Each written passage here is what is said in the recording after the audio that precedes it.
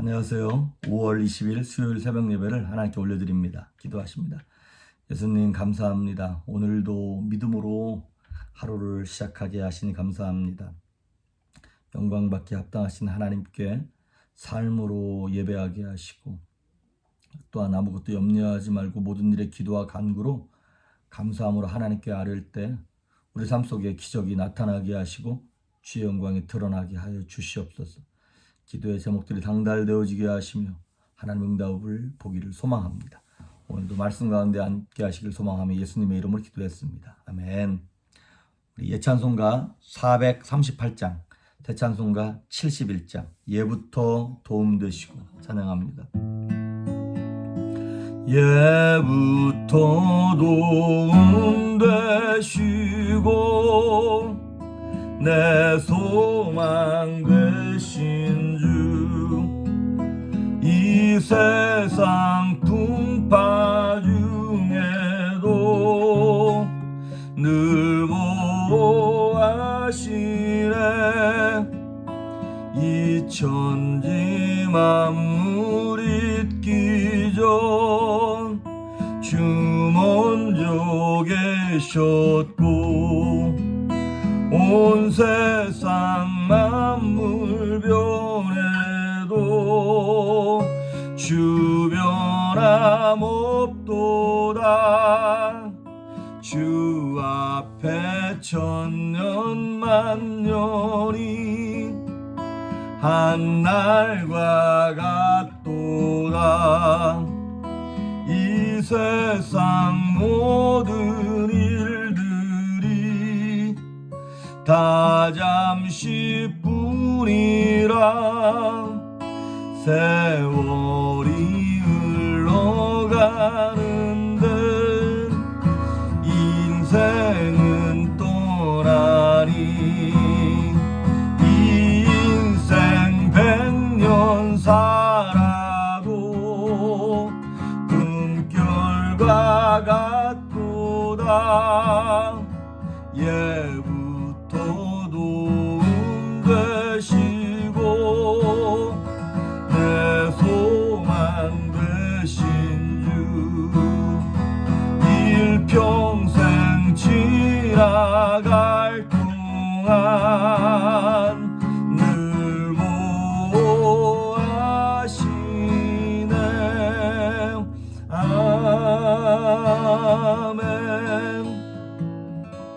아멘. 말씀 보도록 합니다. 우리 욥기 38장과 39장. 제가 38장 1절에서부터 7절까지만 봉독해 드립니다. 욥기 38장 1절에서 7절까지. 그때 여호와께서 폭풍우 가운데에서 욥에게 말씀하여 이르시되 무지한 말로 생각을 어둡게 하는 자가 누구냐. 너는 대장부처럼 허리를 묶고 내가 내게 묻는 것을 대답할지니라. 내가 땅에 기초를 놓을 때에 네가 어디 있었느냐. 네가 깨달아 알았거든 말할지니라. 누가 그것의 도량법을 정하였는지, 누가 그 줄을 그것의 위에 띄웠는지 네가 아느냐. 그것의 주추는 무엇 위에 세웠으며 그 모퉁이 뜰을 누가 놓았느냐. 그때 새벽별들이 기뻐 노래하며 하나님의 아들들이 다 기뻐 소리를 질렀느니라. 아멘. 어제 내드린 숙제는 다 하셨나요?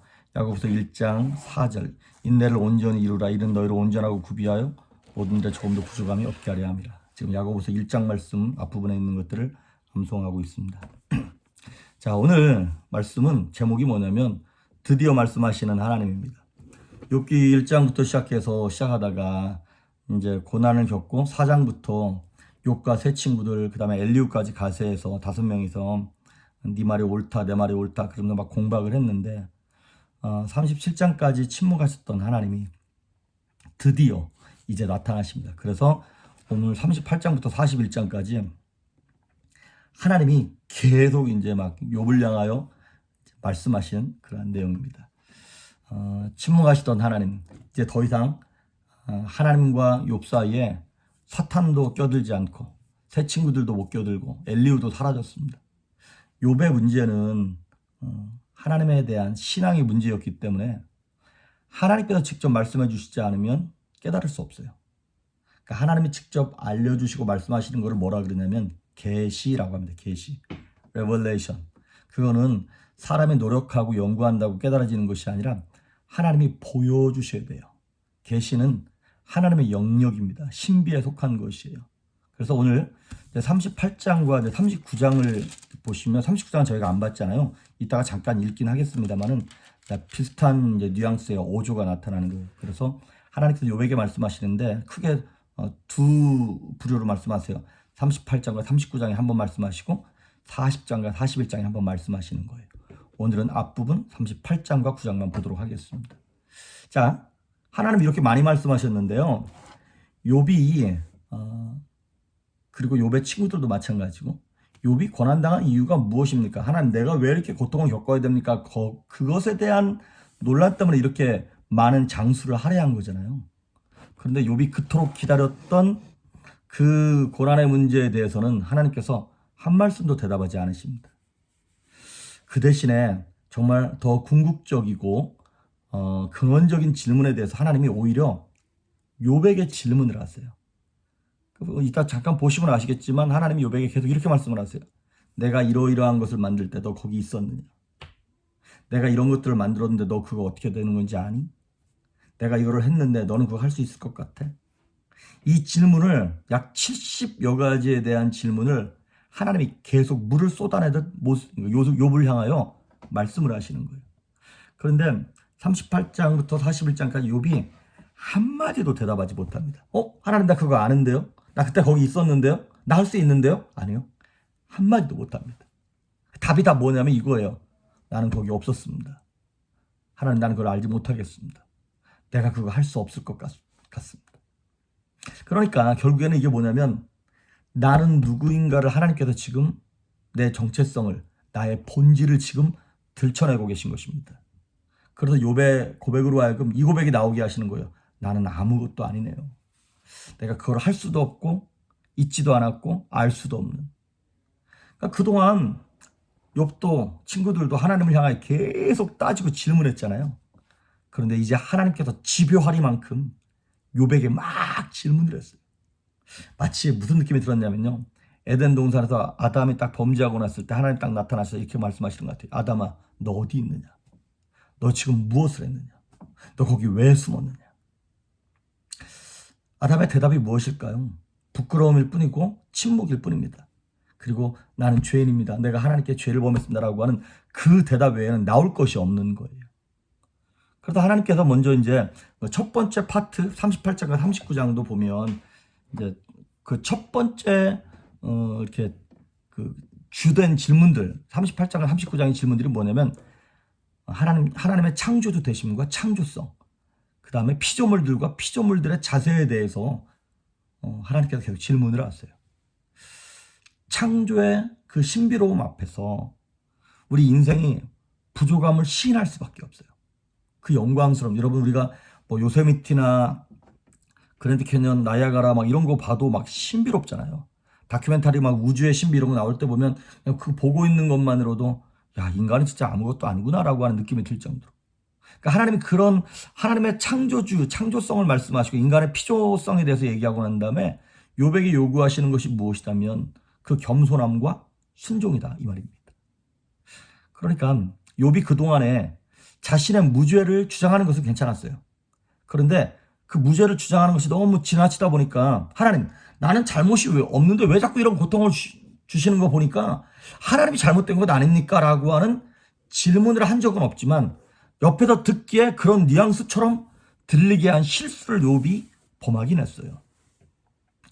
그래서 이런 욥의 태도에 대하여, 독선적인 태도에 대해서 이제 저희가 32장부터 37장까지 엘리후를 통하여 한번 대충 맛보기를 손을 보긴 봤어요. 근데 이제 하나님이 본격적으로 나타나셔서 욥의 자기의, 내가 뭘 잘못했습니까? 라고 하는 그 자기의에 대해서 하나님이 박살내기 시작하는 거죠. 그래서 38장, 이거를 제가 이거는 여러분이 사실 욥의 다른 부분에 비해서는 조금 더 쉬워요. 38장과 하나님 말씀하시는 부분은. 왜냐하면 하나님이 전부 다 욥에게 너 이거 아니? 너 이거 본 적 있어? 이렇게 질문하시는 거라서. 그래서 38장부터 먼저 보시면 1절부터 21절까지는 마치 온 우주 만물이 정교한 정교하게 창조된 어떤 플래너, 계획하는 사람에 의해서, 디자이너에 의해서 정교하게 창조된 그 우주의 4가지 영역에 대해서 38장은 1절부터 21절까지 전반부를 얘기하고 있는 거예요. 제가 뭐 설명보다도 그냥 쉬운 성경으로 읽어드리도록 할게요. 4절부터 7절까지는 땅에 대한 얘기예요. 제가 4절 5절만 읽어드릴게요. 내가 땅의 기초를 세울 때 너는 도대체 어디 있었느냐? 네가 그렇게 많이 알거든 대답하라. 누가 그 수치들을 재고 줄자를 대어 보았느냐? 이 땅에 대해서 얘기했어요. 그 다음에 8절부터 11절까지가 바다에 대한 얘기인데 제가 8절만 읽을게요. 바닷물이 태를 열고 나오는 아기처럼 넘쳐 흐를 때 바다가 넘치지 못하도록 한계를 정해놓은 자가 누구냐? 바닷물이 거기까지만 오도록 딱 통과하고 계시고 이렇게 주장하고 계신 분이 누군지 알아? 나야! 막 그런 하나님 말씀이시죠. 그 다음에 12절부터 15절까지는 하늘에 관한 얘기예요. 제가 12절 13절만 읽어드릴게요. 네가 태어난 이후부터 한 번이라도 아침에게 명령하여 동을 트게 한 적이 있었느냐? 그래서 새벽이 땅의 끝까지 빛을 비추어 악을 행하는 자를 멈추게 한 적이 있느냐? 다 욥이 대답할 수 없는 것이죠. 16절부터 18절까지는 바다 속에 관한 얘기예요. 읽어볼게요. 너는 바다의 샘에 가본 적이 있느냐? 깊은 바다 계곡을 걸어다녀 본 적이 있느냐? 죽음의 문이 내게 나타난 적이 있느냐? 죽음의 그림자가 있는 문들을 본 적이 있느냐? 너는 지구의 구석구석을 다 알고 있느냐? 알거든 대답하여라. 이제 이 우주의 4가지 영역, 땅, 바다, 하늘, 바다 속에 대해 쭉 말씀하고 난 다음에 이제 38장 후반부에 가서는 이제 하나님의 은총으로 창조된 세계와 그 4영역에 거주하는 피조물들의 현상에 대해서 하나님 말씀하십니다. 22절부터 30절까지는 뭐 눈, 우박, 바람, 비, 이슬, 얼음, 서리 이런 자연 만물과 다양한 기상 현상에 대해서 얘기하고 있거든요. 몇 가지만 읽어드릴게요. 22절. 너는 눈 창고에 들어가 본 적이 있느냐? 우박 창고에도 가보았느냐? 하나님이 우리로 하여금 이해하기 쉽게 우박을 싸놓는 창고, 눈을 싸놓는 창고가 있다고 이렇게 말씀하시는 거예요. 24절. 너는 번개가 흩어지는 곳이나 동풍이 땅에서 흩어지는 곳을 알고 있느냐? 누가 폭우의 길들을 내었느냐? 천둥의 길을 누가 마련했는지 너는 아느냐? 28절. 비를 낳은 아버지가 있느냐? 이슬방울은 누가 낳았느냐? 얼음은 누구에게서 나왔으며 하늘의 서리는 어디에서 태어났느냐? 욥이 대답할 수 있는 것이 아무것도 없죠. 그리고 이제 31절부터 38절까지는 이제 별자리와 우주의 신비 이런 것, 이런 것들 좀 얘기합니다. 몇 가지만 읽어드릴게요. 31절. 너는 묘성을 한데 묶고 오리온 별자리의 고리를 풀 수 있느냐? 네가 별 무리를 계절에 따라 이끌어내고 큰 곰자리, 작은 곰자리, 별 무리를 인도할 수 있느냐? 네가 천체의 운행 법칙을 아느냐? 네가 땅의 자연 법칙을 세웠느냐? 구름에게 소리를 질러 물이 내게 홍수처럼 덮이게 할 수 있느냐? 네가 번개에게 번쩍거리며 나가라고 명하면 그것이 예 그대로 하겠습니다라고 답하느냐? 누가 가슴에 지혜를 주고 마음에 총명을 주었더냐? 하나님의 위대하심과 광대하심 이런 것들을 자연 만물과 우주를 통틀어서 뭐 이렇게 막 모든 식물학, 동물학, 광물학, 뭐 우주 뭐 이런 모든 것이 다 이렇게 모여져 있어요. 그래서 이제 그 뭡니까? 이 창조과학 설명하는 사람들이 가장 많이 인용하는 성경 중에 하나가 이 욥기, 특히 하나님이 말씀하시는 이 부분에 대해서 많이 이렇게 그걸 끌어다가 쓰고 있죠. 38장 이렇게 뒷부분까지 그렇게 나오고 38장 39절부터 마지막 39장까지는 이제 여기 지구상에 있는 대표적인 동물 10마리 뭐뭐가 나오냐면 38장 뒷부분에는 사자와 까마귀, 39장부터는 산, 염소, 들사슴, 들나귀, 들소, 타조, 말, 매, 독수리 이런 것들을 쭉 나열하세요. 읽어보진 않겠습니다. 근데 이런 것들의 신비에 대해서 얘기를 해요. 이 동물들이 사실 인간에 의하여 길들여지기 어려운 존재들입니다. 다. 반면 하나님은 이 모든 것들을 길들이고 쉽게 제어하고 다스리고 계시면서 동물 세상까지 하나님이 모두 다 관장하고 계신다라고 하는 하나님의 창조성, 위대함을 막 지금 드러내고 있는 것입니다. 이런 우주 만물과 동물의 창조 세계조차 너희 인생들이 깨닫지 못하면서 너의 고난도 역시 너희가 깨닫지 못하는 것 아니냐. 너는 마치 이 우주 만물과 자연 만물과 이런 것들을 섭리를 깨닫지 못하는 것처럼 네 인생에 관한 부분도 너는 깨닫지 못하고 있어. 하지만 하나님은 다 주관하고 계시고 다 알고 계시고 섭리하고 계시다는 걸 말씀하고 있는 것입니다. 그러니까 욥이 지금 하나님 난 죄가 없이 의로운데 내가 왜 고난을 겪어야 합니까? 라는 자기 의를 버리고 하나님 앞에서 잠잠하고 기다리라고 하는 것이죠. 거기에 하나님의 섭리가 있다라고 하는 것입니다. 그래서 오늘 사실 욥기 전체가 고난에 관한 책입니다. 하지만 고난도 고난이지만 욥기를 통해서 보여주고 싶은 것이 두 가지가 있어요. 첫째는 무엇이냐면 욥이 사실 어찌 보면 무고하게 고난을 당하는 거죠. 천상에서 마귀와 어떤 그런 일이 있었으니까 그런 점에서 욥이 당하는 고통은 예수님께서 당하시는 무고한 고통, 그 예수님의 고난의 신비를 지금 예표로 보여주고 있는 것입니다. 그런데 한 가지 다른 것은 예수님은 그 고난을 당하시면서 불평하지 아니하시고 원망하지 아니하시고 입을 딱 붙잡고 그 모든 것들을 감내하시면서 견뎌내셨죠. 왜?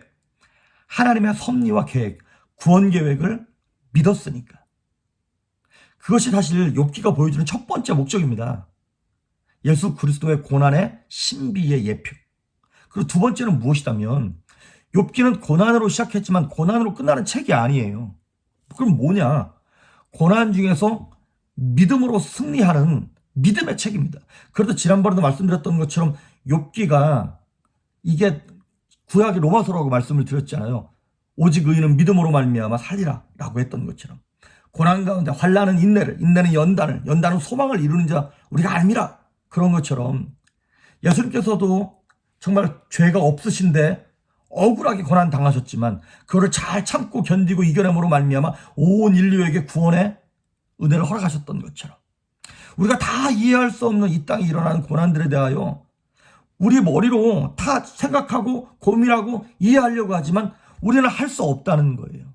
그러니까 하나님이 지금 38장, 39장, 40, 41장 70여 가지나 되는 70가지나 되는 질문을 계속하고 있는 거예요. 너 이거 대답할 수 있어? 너 이거 알아? 너 이거 할 수 있겠어? 아니요, 못하겠는데요. 마치 초등학생 이제 구구단 배운 아이에게 미분, 적분 막 이런 거 너희 풀 수 있어?